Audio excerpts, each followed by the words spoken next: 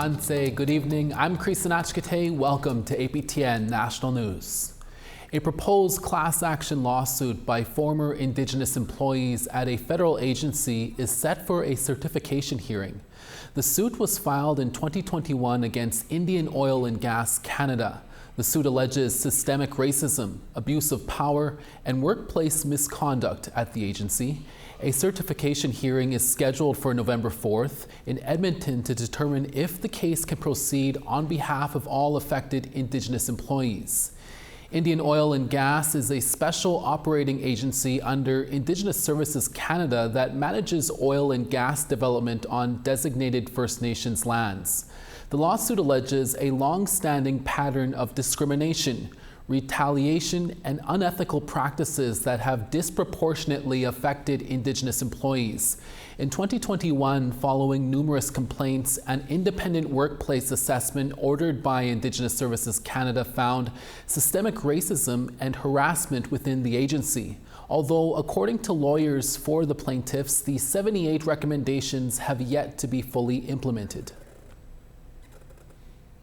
A First Nation that's been under a boil water advisory for 30 years has had a two-day visit from Ontario's Ombudsman.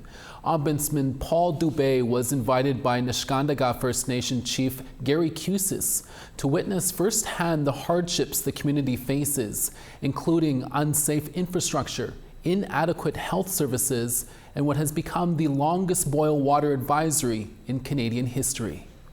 Dubé said his visit was an important opportunity to listen to residents, hear their stories, and observe the realities they are living with. The Ombudsman is an impartial officer of the Ontario Legislature who takes complaints about provincial services. Dubé says he wants to help amplify the voices of the community, located 450 kilometers north of Thunder Bay. Earlier this week, the chief took shots at the Ford and Carney governments over plans for the mineral-rich Ring of Fire. In a statement, the chief said, "We are losing our people to epidemics of suicide, addictions, and mental health struggles, all while the governments of Ontario and Canada continue to neglect our community's needs. Instead, they are pouring resources into mining roads that will destroy our homelands. They only want the minerals under our feet and show little care for the people who live here. We do not consent." The federal government has previously cut funding for the National Advisory Committee on Residential Schools, Missing Children, and Unmarked Burials earlier this year.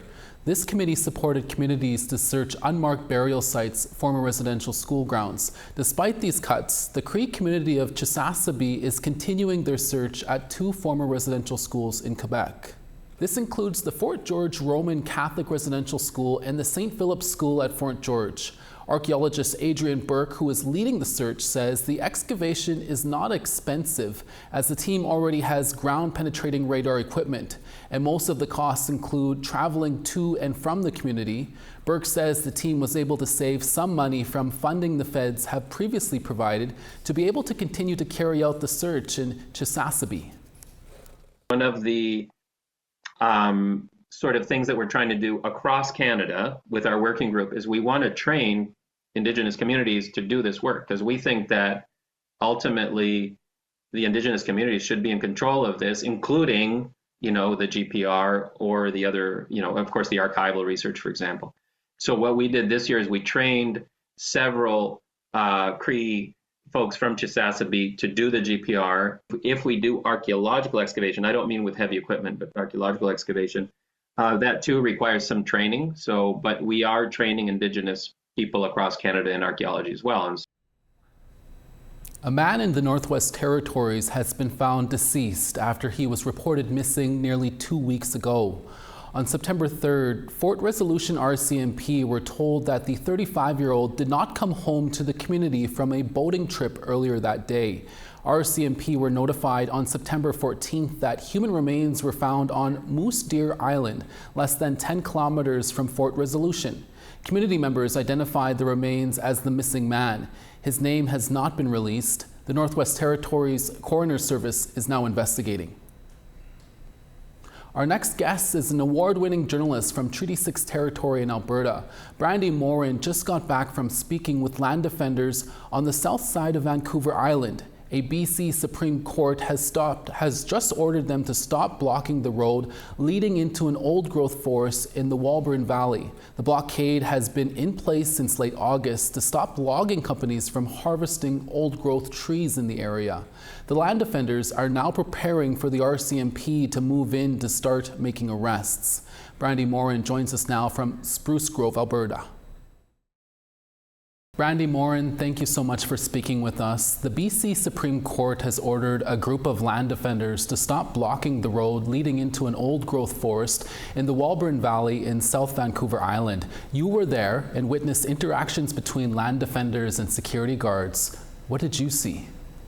Yes, Tanse, Christine, thank you for having me. So yes, I spent about 5 days on the ground in the camp that is called Cougar Camp Blockade with these land defenders. Now they've built a fortress out there in an effort to keep industry out, to protect themselves from impending arrest regarding this injunction that was issued against them. So far, no RCMP have begun to enforce the injunction. Now, security for the company has been on location a few times, as well as process servers hired by the company to attempt to serve the injunction to these land defenders. And it's been very interesting to see, because they have this, 10-foot gate built out of wood there, and nobody can get in and out unless they decide who gets in and out. And so you have these process servers attempting to serve these injunction, and they're just being thrown all over in front of this structure, and they are preparing to put themselves on the line to be arrested for this cause that they are very, very passionate about, which is to protect the old growth forest from being cut. Again, you talked about it a little bit there, Brandy, but can you explain why the land defenders are there, and where does the local First Nation leadership stand on this issue? Yeah, so there is an area, it's called, it's along a logging road 44 that is due to be cut down. It contains old growth trees such as cedar and hemlock trees, hundreds of year old trees. Now they're there because these trees play an integral role in the forest ecosystem, and they think that too much of the forests on Vancouver Island have already been cut down. And the local leadership, so it's the territory of the Pachidat First Nation. And the Pachidat Nation, as their chief counselor told me, is a logging nation. That is their main industry, their main source of income. And they are for logging. And she told me that they have asked the group to leave, that they are supporting the mining activities, that they are concerned, I guess, for these land defenders' safety out there in the wilderness, concerned that they might be leaving garbage there. On the other hand, there is an elder who's 85 years old. His name is Bill Jones, and he's from the Pachidat Nation, and he has been leading this fight to save the forest. He was at the helm of the Fairy Creek protests, and again, he's leading them. He's from Pachidat, and he is actually suing his own nation. He filed a lawsuit against them officially in the BC Supreme Court, and is citing that his rights have been violated because he was not consulted or did not give consent to the giving over of the rights to access the resources, which are the forests. Really briefly, Brandy, from your perspective, what has been done to the forest with this clear cutting, and how does it impact the wildlife there? Yeah, so the province of BC says about 10% of the old growth forest is left on the island, whereas the people out there working to protect it, they dispute that. They say around 3% is left. When you look at these maps, these satellite imaging maps that have been made, it's very profound to see, over the last 20 years or so, what remains of old growth forest. It's very, very little when you see it that way. And from what I understand is when these ecosystems are gone, because trees that are hundreds of years old play this vital role in the whole community of the forest and how it functions. And when it's gone, it not only causes damages to the forest, there's all sorts of issues. There's flooding, there's erosion, all sorts of different impacts of climate change. But when it goes, it takes hundreds and hundreds of years for the forest to recover, for it to become the same. And so the people that go out there and enjoy these spaces, they want to preserve them. They enjoy them. It's a place for them to go. And that's what they're out there to do. Brandy Morin, we'll have to leave it there. Thank you so much for your time. Hi, thank you so much. And we have more news after the break. Stay with us.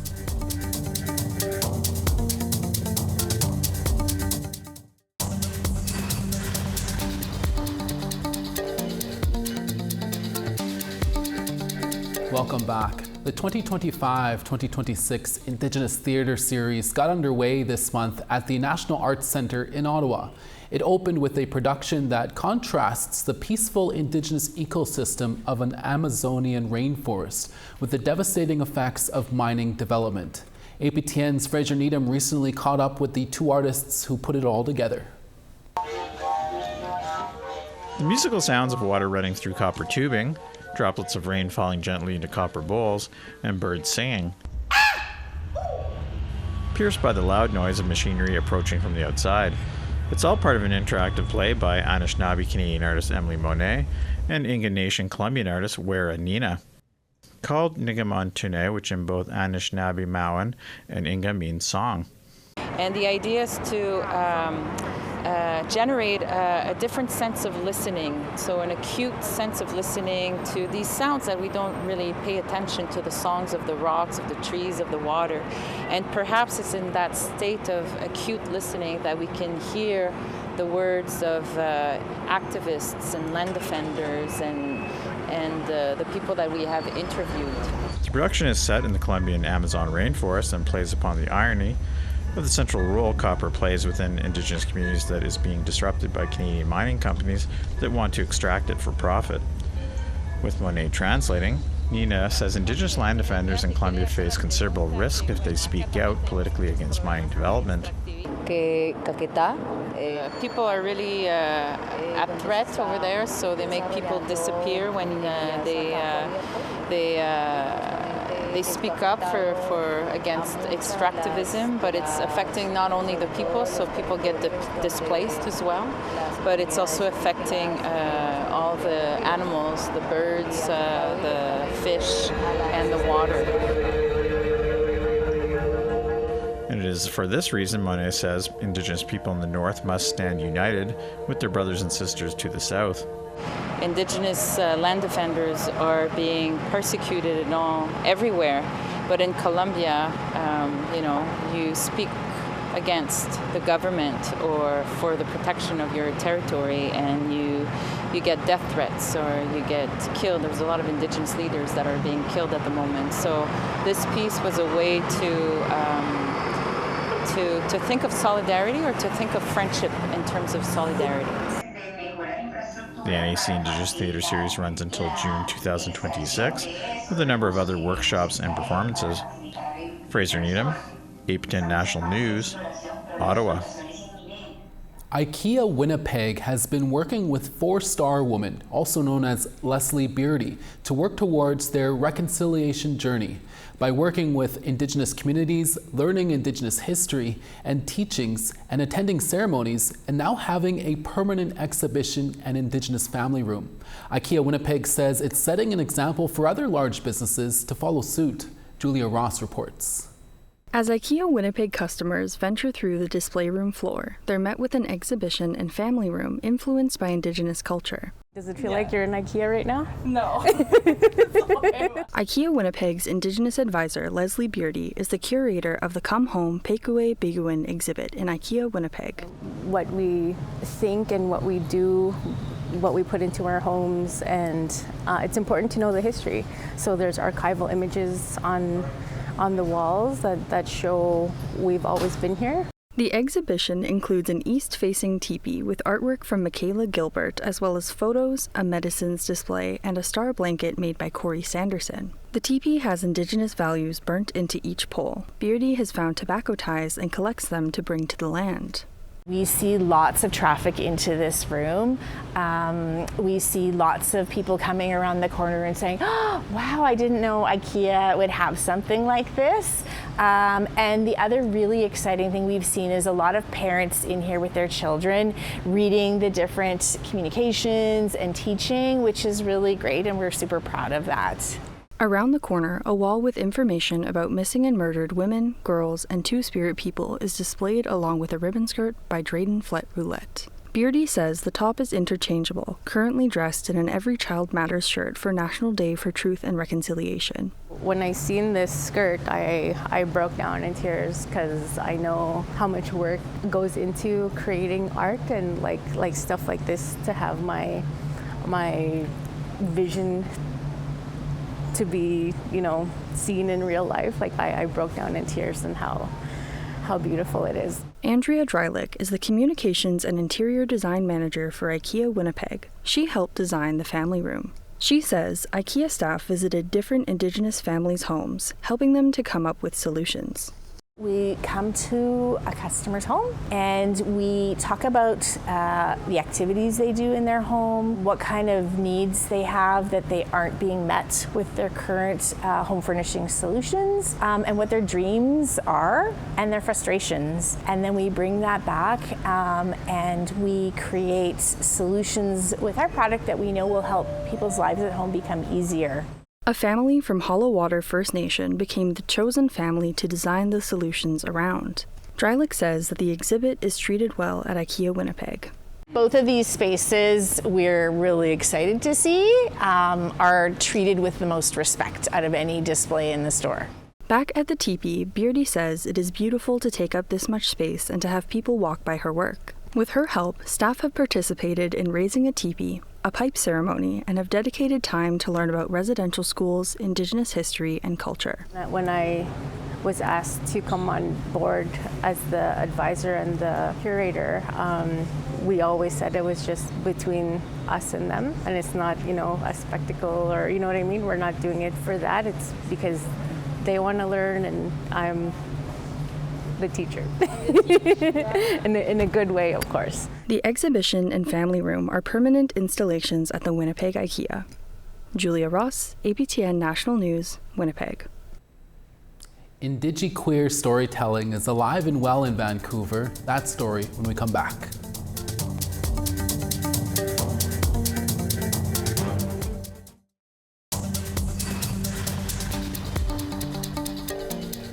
Wilalin for staying with us. Time now for our photo of the day.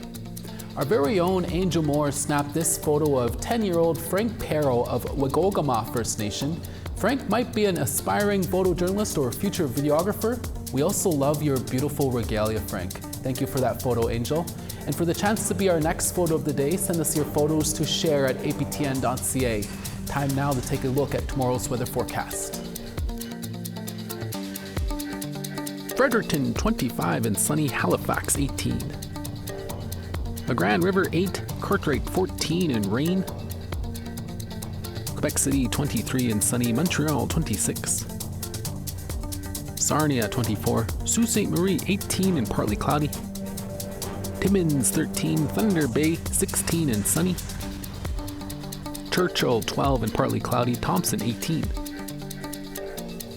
Brandon 13, Princess Harbour 14. North Battleford 20 and sunny, Yorkton partly cloudy and 19. Buffalo Narrows sunny there at 21, Orange 16. Sunny in Fort McMurray at 23, Peace River 20. Red Deer 24, Edmonton 22. Bella Coola 13, Quesnel 17 and sunny.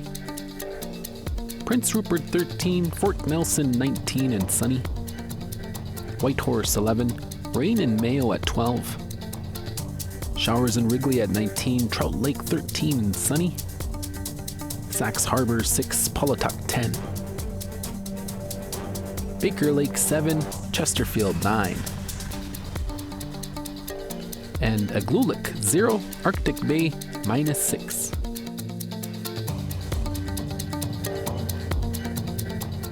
The 37th annual Vancouver Queer Film Festival is shining a light on Indigiqueer storytelling. Ryan Cunningham has more from Vancouver.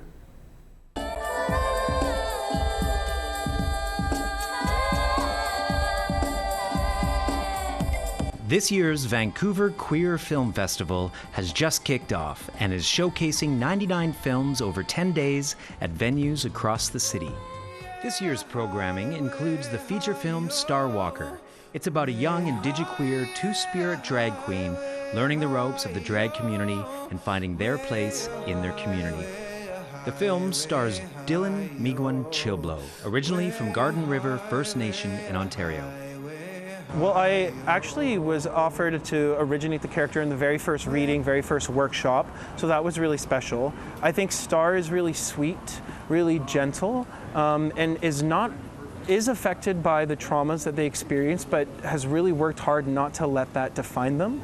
They still have dreams, they still have wants, they still long for community, long for a connection. For the first time, the festival has appointed an Indigiqueer artistic director, Mary Galloway, a trailblazing filmmaker and actor herself.